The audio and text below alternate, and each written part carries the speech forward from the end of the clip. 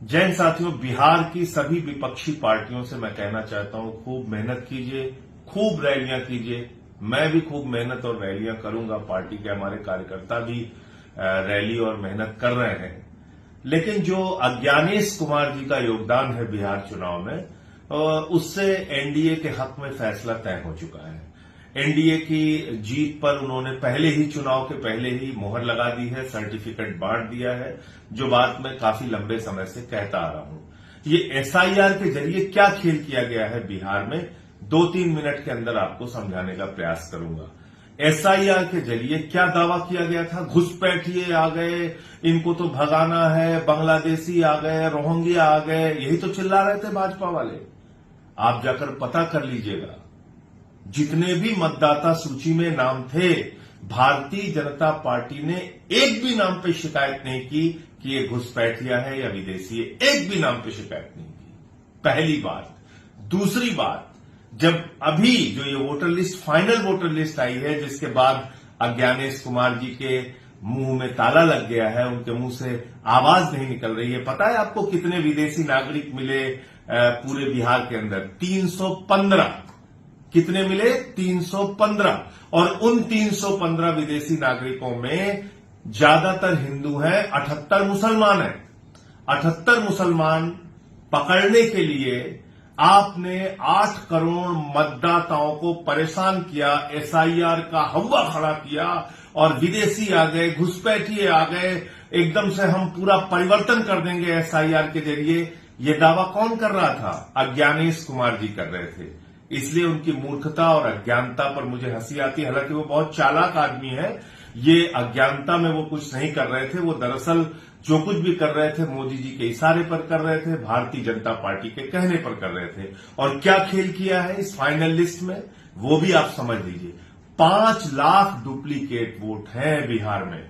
जो मौजूदा सूची हुई है, जो फाइनल हुई है सूची, उसमें 5 लाख डुप्लीकेट वोट हैं। यानी कि एक मतदाता 2 जगहों पे, ऐसे 5 लाख मतदाता है। एक मतदाता 2 जगहों पे, जिनका एड्रेस सेम है, पता सब कुछ एक जैसा है, नाम एक जैसा है, सब कुछ एक जैसा है, ऐसे 5 लाख मतदाता है। आप सोचिए, कुछ हजार के अंतरों से पूरे हरियाणा का चुनाव बदल गया। कुछ 1-2% वोट के अंतर से दिल्ली का चुनाव बदल गया। तो बिहार में जब 5 लाख वोट वैसे ही भारतीय जनता पार्टी अपने झोली में रख के चल रही है अलग अलग विधानसभाओं में, तो खेल तो हो चुका है। खेल तो सारा खत्म कर दिया इन्होंने। जो कुल मतदाताओं की संख्या थी बिहार में, उससे 80 लाख मतदाता कम हो गए। आप कल्पना कीजिए कितनी बड़ी संख्या में मतदाता वहां पे घटाए गए और कितने डुप्लीकेट मतदाता वहां पे हैं। तो इतने गड़बड़ झाले वाली वोटर लिस्ट से विपक्ष की पार्टियां चाहे जितनी मेहनत कर लें, चाहे जितना प्रचार कर लें, चाहे जितनी रैलियां कर लें और सभाएं कर लें, उन्होंने तो वोट चोरी कर रखी है, घपला और घोटाला कर रखा है। तो चुनाव में जो एसआईआर के जरिए घपला करने का मकसद मुख्य चुनाव आयुक्त अज्ञानेश कुमार जी और नरेंद्र मोदी जी का था, वो बिहार में सफल हो चुका है।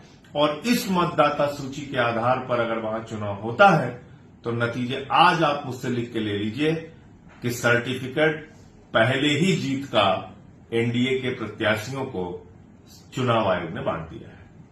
अब सोचना आपको है, तय आपको करना है कि आप इसका कैसे और विरोध कर सकते हैं।